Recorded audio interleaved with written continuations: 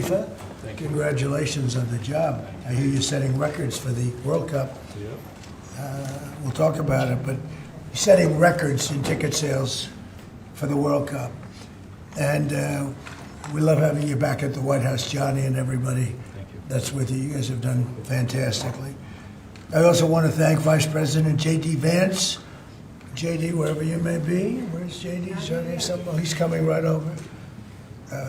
Marco Rubio was doing a fantastic job, and Secretary Kristi Noem was doing a fantastic job, as well as Representative Darren LaHood. Thank you all very much. Hi, Darren. This past summer, the United States hosted the 2025 FIFA Club World Cup, and it was great. I actually went to a match, and it was amazing. That was a big success, too, wasn't it? It was sort of like a preview of what's to come. And now we're getting ready for an even bigger event next year as we host the official 2026 FIFA World Cup. That's the big one. The World Cup tournament. This will be a once-in-a-lifetime opportunity, even for our country, because frankly, this goes to countries, everybody wants it. I guess it's going all over the world. Do you know who's getting it the next time around? Who's getting it? Has that been selected? The next one will be Morocco, Spain, and Portugal. That's good. With 3 matches at the beginning in South America, Argentina, Uruguay, and Paraguay. And the one after will be Saudi Arabia in 2034. Wow, that's great. Yeah. Wow, that's great. Well, we have the king coming. Crown Prince is coming tomorrow. This will be a once-in-a-lifetime opportunity to showcase the greatness of American world-class athletic competition as we celebrate our nation's 250th year. The World Cup will also be an incredibly significant economic opportunity for countless American workers and businesses. It's expected to drive more than $30 billion, Johnny. I don't know about that. That sounds like a lot of money. No, that's true. Are you sure? 100%. How much does the country get out of that? 30 billion. 20%? No, do we get like a percentage of the gross or anything? That's for negotiation. That's right. Yeah. And it's going to create nearly 200,000 jobs for America.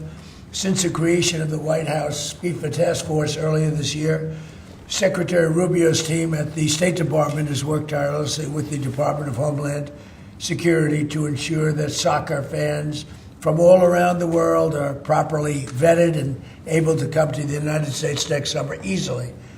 Before I took office, it would often take a year to get a travel visa, but because of the administration's hard work, now in more than 80% of the world, think of that, the wait time for a visa is 60 days or less. For those who intend to join us for the World Cup, I strongly encourage you to apply right away. And I want to thank FIFA Task Force and Secretary Rubio for the great job. Marco's doing a fantastic job in many ways, too. So I want to just thank you all for a great job. Marco, you're doing a great job. Beyond even this, we're also creating what we're calling the FIFA Prioritized Appointment Scheduling System. That's a hard one for most people to remember, but it's there nevertheless. And this will allow World Cup ticket holders with long wait times to opt with FIFA for a prioritized interview. And I've directed my administration to do everything within the power to make the 2026 World Cup an unprecedented success. I think it's going to be the greatest. And we are setting records on ticket sales. Nobody's ever really, and FIFA's never, if you look at the numbers, nobody's ever seen anything like the kind of numbers we're doing. The early ticket sales are through the roof, and much of it is even sold out. So congratulations, Johnny. And I'd like to ask Johnny to say a few words. He's really done an incredible job. He's got unbelievable spirit and personality and talent and intelligence, I always like to say, because it's all a part of it. But the job you've done is based on what's happening, unprecedented. Thank you, Johnny. Thank you. Thank you, President. Thank you very much. I would like to start really by thanking you, Mr. President, Secretary Rubio, Secretary Noem, Andrew, your entire team for approving and making this very important announcement today. The FIFA Pass is being announced. The prioritized appointment scheduling system.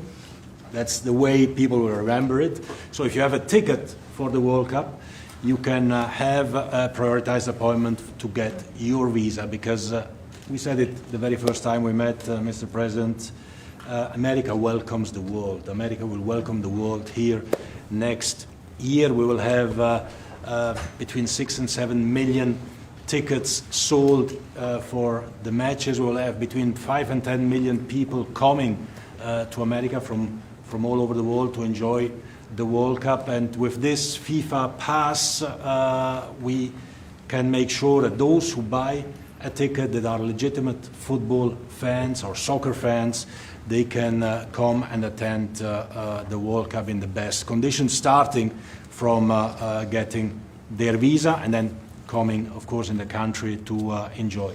You mentioned the economic impact, the 30 billion, 200,000 jobs, and this is just for the World Cup, and we will build on that to make soccer even greater here. You are the #1 country in the world, the United States of America, Mr. President.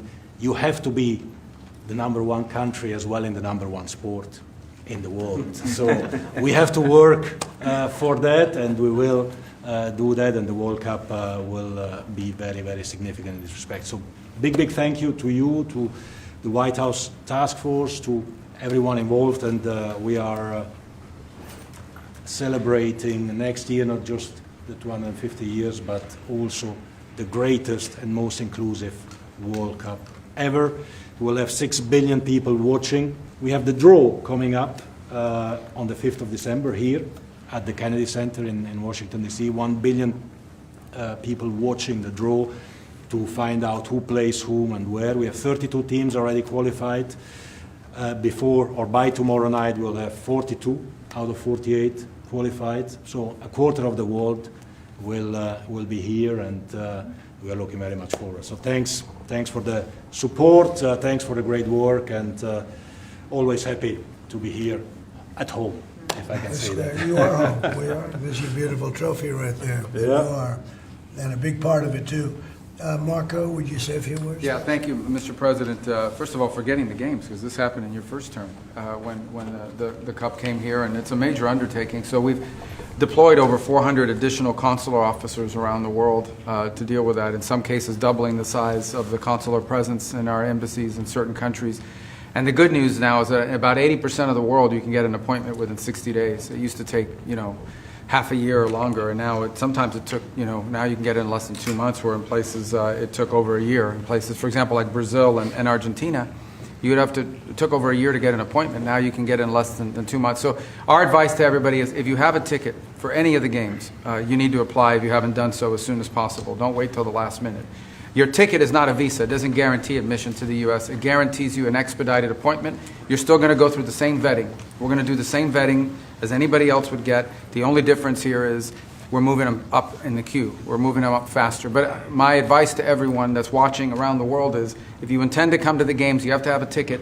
You need to apply. Apply as soon as possible. You're going to get your interview within 6 to 8 weeks, and move forward from there. Don't wait till the last minute to do it. Thank you. Mr. Congressman, would you like to say something? Well, first of all, Mr. President, none of this would have happened without your leadership securing this during your first term. I tell my colleagues all the time, this will be the largest sporting event in the history of the world. We expand from 32 to 48 teams for the first time ever. We're doing it with Mexico and Canada, but obviously the 11 host cities will be here in the United States, and it's going to have a $30 billion impact economically in this country. And so it has been a team effort by everybody, but I also want to thank President Infantino and obviously you, Mr. President, and your entire team, Andrew and Nick and everybody. It is going to be an unbelievable sporting event next summer. It's going to be great. It's going to be great.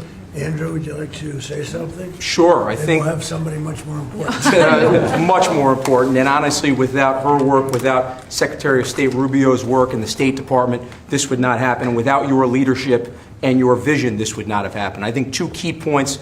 One that the Secretary of State already highlighted. This is a welcoming message to the world. without going around the safety and security procedures. It's so key to make sure that this World Cup is safe and secure, and the White House Task Force is working every day to make sure that's the case. And also, as Congressman LaHood said, the economic benefits for American businesses, both small and large, from a $30 billion event like this. So really, thanks to all the White House Task Force members, from Secretary Rubio to Secretary Noem. The 2 notice of funding opportunities that went out to the cities and states last month were really key from the safety and security perspective.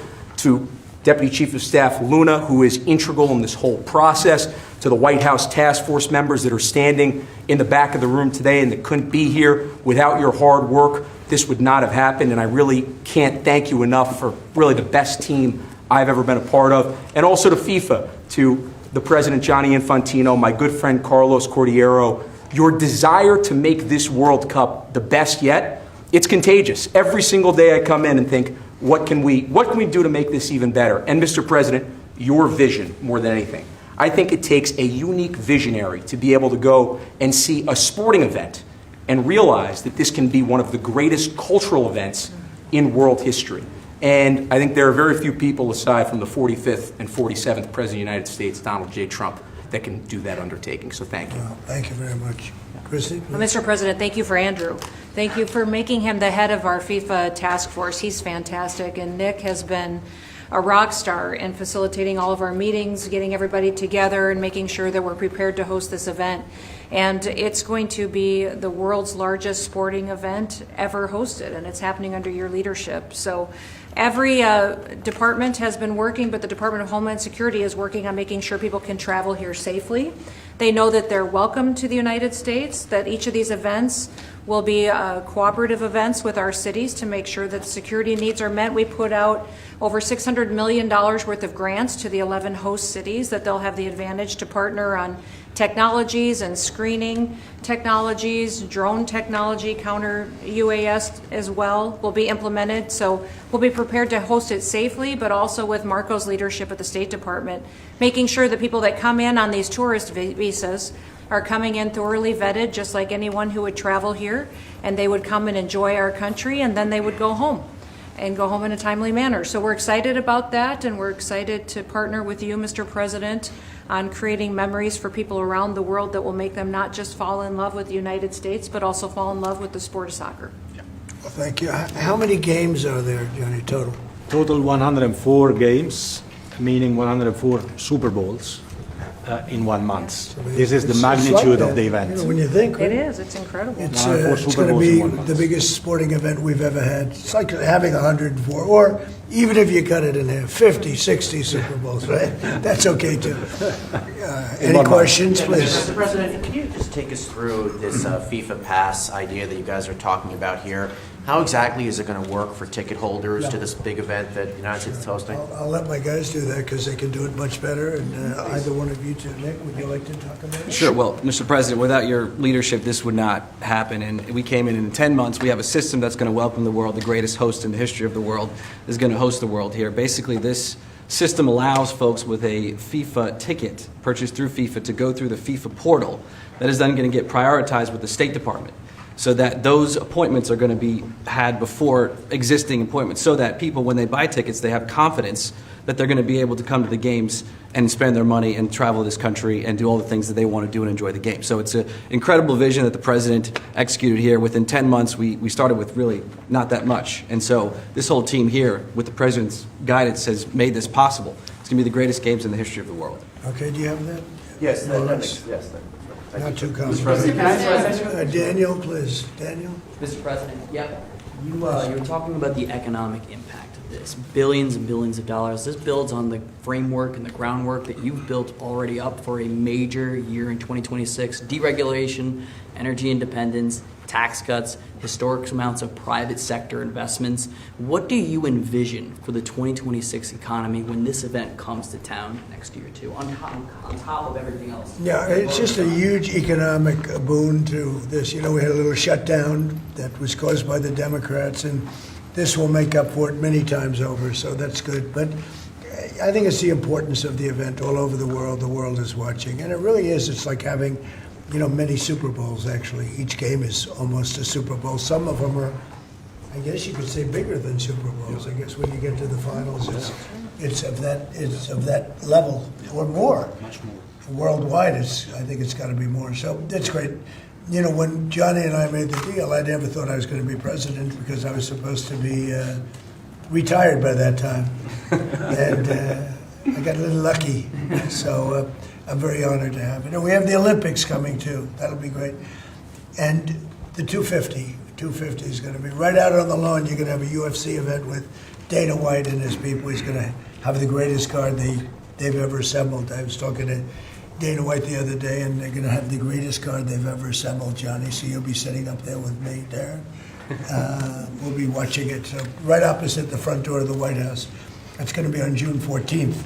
So it's really going to be an amazing period of time. But this is something very, very special. World Cup. All my life I've heard about it. Yep. Mr. President, I have a question about Venezuela, but can I just first ask, the health of the president's always news. Your voice sounds a little rough. Are you feeling all right? I feel great. I was shouting at people because they were stupid about something having to do with trade in a country, and I straightened it out. But I blew my stack at these people. Well, it sounds like there's a follow-up there, but can I ask you about Venezuela? You suggested... Is there what? It sounds like there's a follow-up there, but can I ask you about I Venezuela? thought you said there was a polyp, and I said, I don't want to hear that. It's a whole other issue. Okay. You suggested you've made a decision about what you want to do next about Venezuela. I understand you don't want to tip your hand, but is there anything you're ready to rule out at this point? Are you ruling out U.S. troops on the ground? No, I don't rule out that. I don't rule out anything. We just have to take care of Venezuela. They dumped hundreds of thousands of people into our country from prisons. Nobody knows better than this young lady right here. She's done an incredible job with Tom Homan and all of your people. It's amazing. You know, we have a tight border right now. Nobody comes in. But we had millions of people pouring through. A year ago, we had millions of people pouring through our border. And many of them came from Venezuela, including Tren de Aragua, the gang. And I guess what I'm hearing, Christy, is that's as bad a gang as there is anywhere in the world. It's the worst. Is that Absolutely, actually sir. Absolutely, they are the worst. I mean, they're worse than MS-13. They're killers. They massacre people. They cut them up into pieces, and they bury them in their communities where they grew up. They're horrible people. And we had a lot of them. And many of them, most of them, pretty soon, most of them are going to be out. But they sent them in like we're a dumping ground. So I'm not in love with the people running Venezuela. I love Venezuela. I love the people of Venezuela. But what they've done to this country, and I really say this, what Biden and the Democrats have done to this country can never, ever be forgotten. You suggested Maduro wants to talk. Are you prepared to speak with him directly? Would you commit to doing that before you order strikes? Yeah, I probably would talk to him. Yeah, I talk to everybody. Mr. President, Go ahead, follow please. up on Garrett, was that what you were Please, referring go ahead. to? Was that India? Rebecca Zucco with Blaze News. So, in a recent interview, you had made some remarks about H-1B visas. You said about H-1B visas. Yeah. You said that there were certain talents that Americans needed to outsource to foreign workers. Could you clarify? Until they learn that, yeah. Like, for instance, if you're going to be making chips, we don't make chips too much here anymore, but we are going to be in a period of a year. We're going to have a big portion of the chip market. But we have to train our people how to make chips because we didn't do it. We used to do it, and then foolishly we lost that business to Taiwan. Very, very foolishly, because if they had a president that thought like I did, they would not have let that happen. But it's all coming back. I think we're going to have within a few years, we're going, and not because of the CHIPS Act. The CHIPS Act was a disaster for this country. We gave away billions of dollars to other countries and other locations and companies, and all they did was rob our money. But because of tariffs, the chips are coming back. Chip makers are all coming back. And I think within a very short period of time, we're going to have maybe even the majority of the chip making in the world will be right in the United States, where it should have been all along. But because we had people that didn't believe in tariffs, they believed in them, but they didn't know how to use them, we would have had nobody leaving our country right now. And instead, you have almost 100% of the chips are made in Taiwan. It's so disgraceful. The good news is it's all coming back. Yeah, please. Mr. President, The Mr. gentleman in President. the back. Thank you, Mr. President. I wanted to just follow up on Venezuela. In these talks with Maduro, is there anything that he could say or do that would allow you to feel like he could stay with your support? Is there anything that he could say that you would be, okay, you can stay as leader? It's hard to say that. You know, the question's a little bit tricky. I don't think it was meant to be tricky. It's just that, look, he's done tremendous damage to our country, primarily because of drugs, but really because we have that problem with other countries too. But more than any other country, the release of prisoners into our country has been a disaster. He's emptied his jails. Others have done that also. He has not been good to the United States. So we'll see what happens. At a certain period of time, I'll be talking to him. Mr. President, can I just follow up? You mentioned your voice and you were shouting about trade. Which country in particular upset you? Was it India? No, a country wanted to try and renegotiate the terms of their trade deal, and I wasn't happy about Well, it. which country was it? People want to know. Why would I say that to you? Why would I can't believe it. Mr. President, on the World Cup, if you would, Seattle and the World Cup.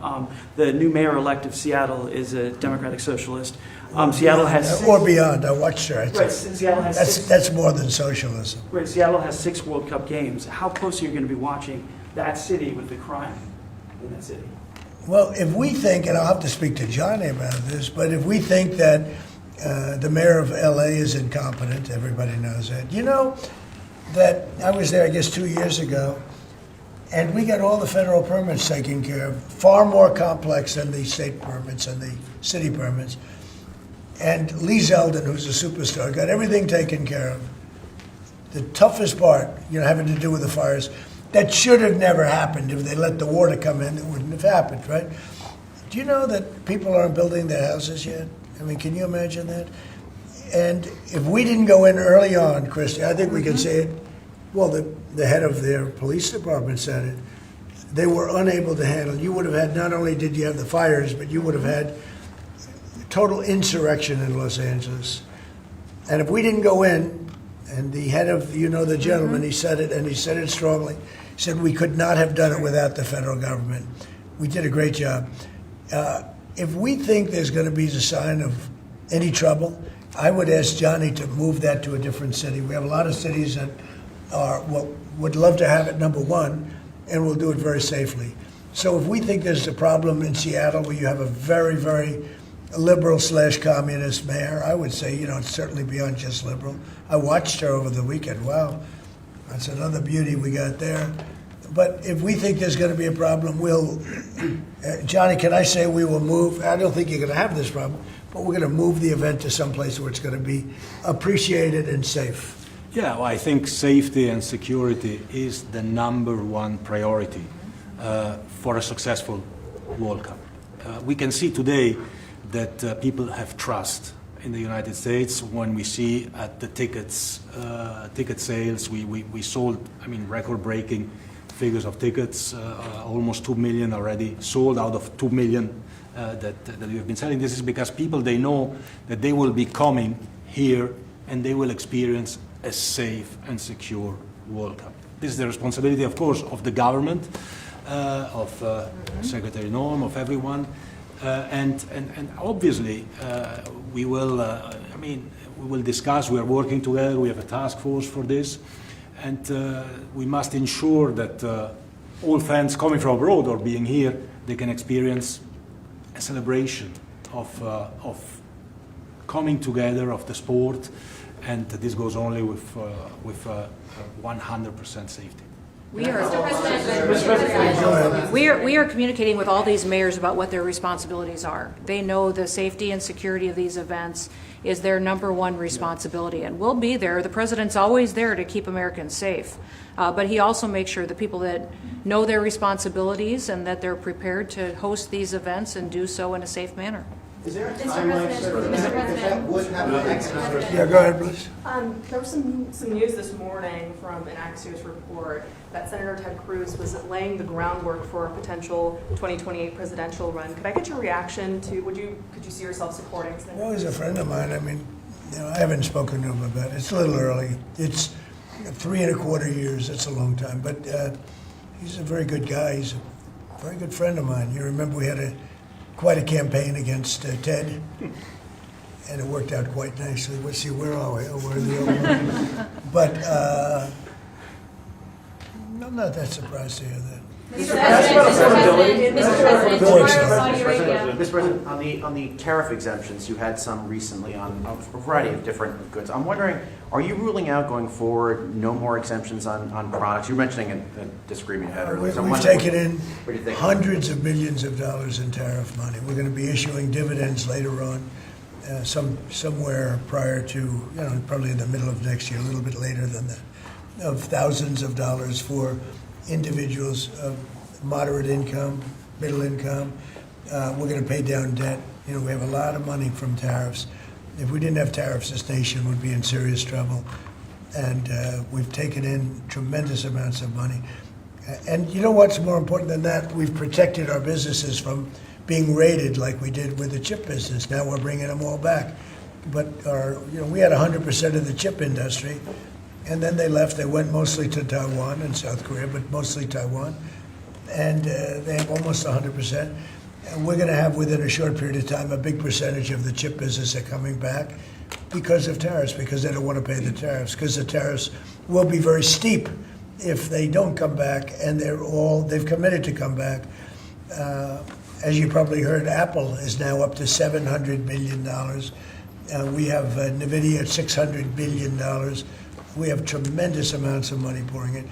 Our country has become amazing again and really, really rich again. I will say this. We have a decision we're waiting for. It's a very big decision. The numbers that we've taken in, if you talk about investments, is trillions, not with a B, not with an M, millions, but trillions of dollars. I can't imagine having to give that money back on something that we're allowed to do. And the ones that are fighting us are countries, largely. They're back in countries that have been ripping us off for years, using tariffs to rip us off. And now we're able to defend ourselves. It really is a matter of national security, because economic security is national security. So I think you're going to see another thing happening. I think you'll see food prices. They've come down very substantially since Biden. But I think you're going to see food prices coming down very substantially. Mr. President, Saudi Arabia, tomorrow you're hosting Yeah. Saudi Arabia. Are you planning to sell F-35s to Saudi Arabia? Yeah. And also, are you looking at doing a similar security agreement like you did with Qatar? Yeah, no, I am planning on doing that, yeah. You're gonna They sell want to the buy. F-35s? They've been a great ally. They've got to like us very much. Look at the Iran situation, what we did in terms of obliterating, we obliterated their nuclear capability. Yeah, I will say that we will be doing that. We'll be selling F-35s. Yeah. Mr. President, you clarify something you posted on Truth Social last night. You urged House Republicans to vote in favor of this Epstein release bill they're going to vote on tomorrow. I just want to be super clear on your position. Do you want to see that pass the Senate? Would you sign that bill if it gets to your desk? I do want to. Here's what I want. We have nothing to do with Epstein. The Democrats do. All of his friends were Democrats. You look at this Reid Hoffman, you look at Larry Summers, Bill Clinton, they went to his island all the time, and many others. They're all Democrats. All I want for people to recognize the great job that I've done on pricing, on affordability, because we brought prices way down, but they're going way lower, on energy, on ending 8 wars, and another one coming pretty soon, I believe. We've done a great job. And I hate to see that deflect from the great job we've done. So I'm all for it. We've already given 50,000 pages. You do know that. Unfortunately, like with the Kennedy situation, with the Martin Luther King situation, not to put Jeffrey Epstein in the same category, but no matter what we give, it's never enough. With Kennedy, we gave everything, and it wasn't enough. With Martin Luther King, we gave everything, and it's never enough. We've already given, I believe the number is 50,000 pages. 50,000 pages. And it's just a Russia hoax as it pertains to the Republicans. Now, I believe that some of the people that we mentioned are being looked at very seriously for their relationship to Jeffrey Epstein. But they were with him all the time. I wasn't at all. And we'll see what happens. What I just don't want Epstein to do is detract from the great success of the Republican Party, including the fact that the Democrats are totally blamed for the shutdown. You know, they cost our country hundreds of billions of dollars with that, at a lot of inconvenience. So I'm for I don't. They can do whatever they want. We'll give them everything. Sure, I would. Let the Senate look at it. Let anybody look at it. But don't talk about it too much, because honestly, I don't want to take it away from us. It's really a Democrat problem. The Democrats were Epstein's friends, all of them. And it's a hoax. The whole thing is a hoax.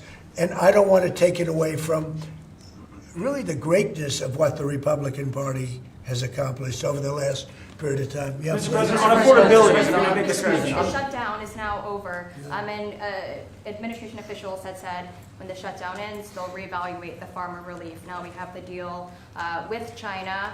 So is the administration still looking to dish out farmer relief now that the government is back open? Yeah, we want to. I'm always going to help our farmers. So are you still looking to do I would relief? do that, yeah. If they need relief, we'll be there for them. We're going to always be for our farmers. So what are you waiting Yeah, for? please, in the back. Mr. President, just speaking of the economic impacts of FIFA and possibly moving to another city, some games if you feel it's crime, is there like a timeline that you would do that? Because these cities, there's sponsorships, there's economic impacts for these communities. Sure. Is there, Well, you know, the governors are going to have to behave. The mayors are going to have to behave. You know, in the case of California, you have a problem. You have high crime, and you have a place that just suffered great fires and everything else, and they didn't do a very good job. And if we didn't go in from the crime standpoint, you would have had a disaster. It was not going to be handled properly. It wasn't able to be. The head of the police said as I said, without the federal government, they could not have done it. So here's the story. I love Los Angeles. If they want help during this, I would love to send in National Guard or whoever's necessary to help them. I want it to be great. I'd love it to be in Los Angeles. I love the place. It's a natural for Los Angeles. If we think there's going to be crime, if we are obstructed by the governor, and maybe he won't obstruct, maybe it'll be great.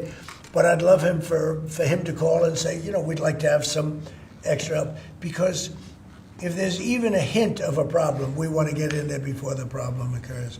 We want to make it totally safe for Johnny and FIFA and all of the great people that are going to be there, and I think that's going to happen.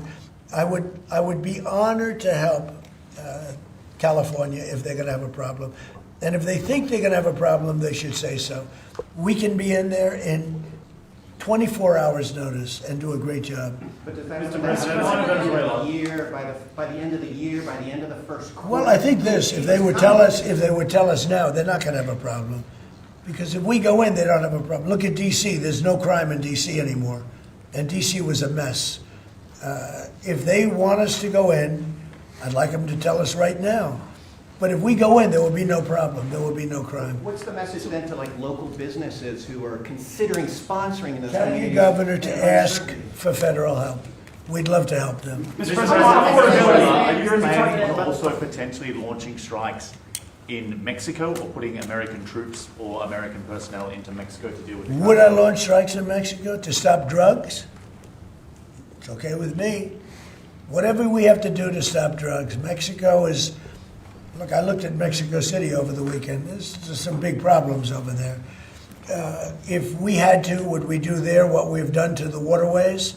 You know, there's almost no drugs coming in through our waterways anymore.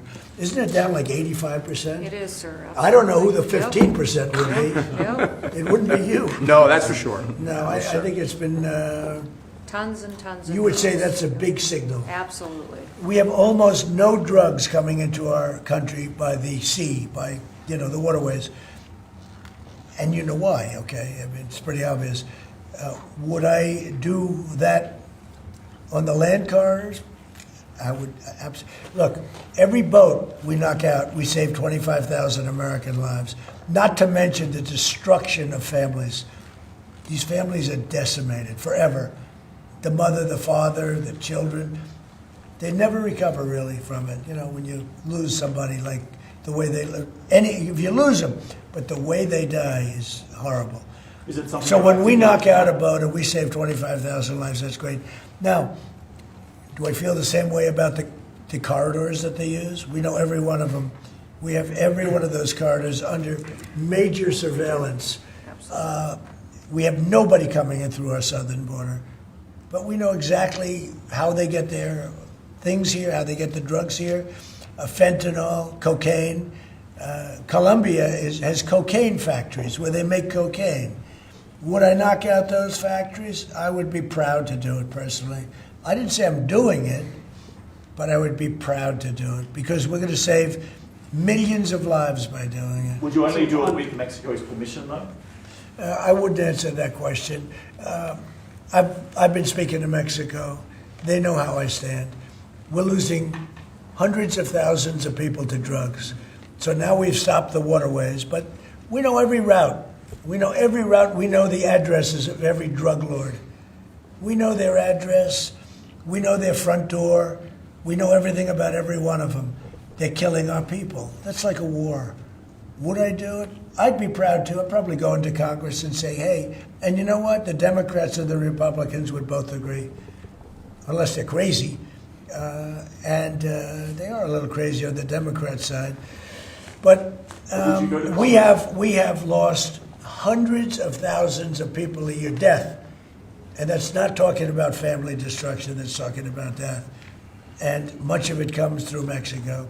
So let me just put it this way. I am not happy with Mexico, okay? Thank you very much, everybody. Thank you, press. Thank you, press. Any new projects? Thank you. Thank you, photographers. Thank you, guys, for Thank you, press. Thank you, guys. Who are you yelling at? Thank you, press. Thank you, press. I'll tell you maybe next week. Next week. Thank you, press. Keep going. Thank you, press. That's us. We're press. What you get.